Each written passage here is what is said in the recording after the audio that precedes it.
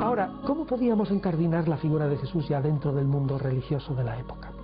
Pues en mi opinión es probablemente, si en algo se le puede clasificar, es como un fariseo sui generis, es decir, un fariseo especial, no encasillable en ninguna de las sectas llamadas judías de la época, porque no es un esenio, claramente, no es un fariseo típico, no es un saduceo y tampoco es un zelota o sicario, pero la manera como él interpreta la Biblia, cómo interpreta la ley, cómo acepta la tradición oral, cómo acepta los dogmas, entre comillas, del judaísmo, como son, por ejemplo, la inmortalidad del alma, la resurrección de la carne, la indisolubilidad del matrimonio, las pocas posibilidades del divorcio, etcétera, etcétera. Todo eso, su manera de discurrir es puramente farisea.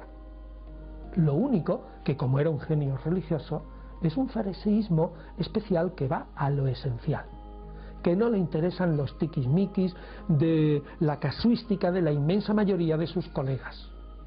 Él va a dilucidar cuál es exactamente el núcleo y el sentido de la ley e intentar cumplirla al máximo. Por otra parte, como su figura es compleja, pues también podemos decir pues, que este personaje probablemente pues, tiene rasgos de profeta, tiene rasgos de maestro sapiencial.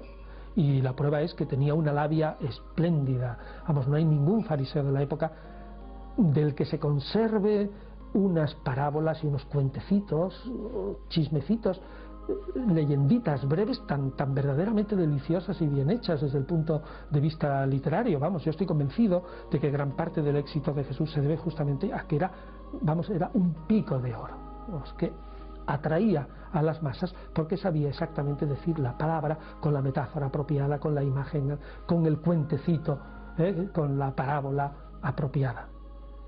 Entonces pues era también un maestro sapiencial, pero también era un carismático, porque es evidente que ese individuo hacía curaciones. Eso para mí es clarísimo. Ningún historiador de la antigüedad objetivo es capaz de negar que Jesús hiciera curaciones. Evidentemente les negamos que hiciera milagros contra la naturaleza, como por ejemplo pues andar sobre el agua, etcétera. Eso son leyendas, ¿no? Pero por ejemplo que curaba a la gente con la imposición de las manos, eso es evidentemente que lo hacía, porque lo hacían otros fariseos carismáticos de la época. O que por ejemplo expulsaba a los demonios, es evidente que era un exorcista. Entonces ese personaje es complejo. Yo creo que la mejor manera en todo caso de definirlo sería formar una frase larga en que dijera: esencialmente se consideraba el mediador de la venida del reino de Dios, pero era también profeta, era fariseo especial, era rabino, es decir, maestro, era carismático y sanador, y sobre todo al final de su vida, al menos al final, se consideró el Mesías de Israel. Si no nos explica la entrada mesiánica en Jerusalén ni el episodio de la purificación del templo. O sea, es una figura, repito, oscura como otras, pero un genio religioso que debió de impactar tremendamente en un grupo muy selecto de discípulos.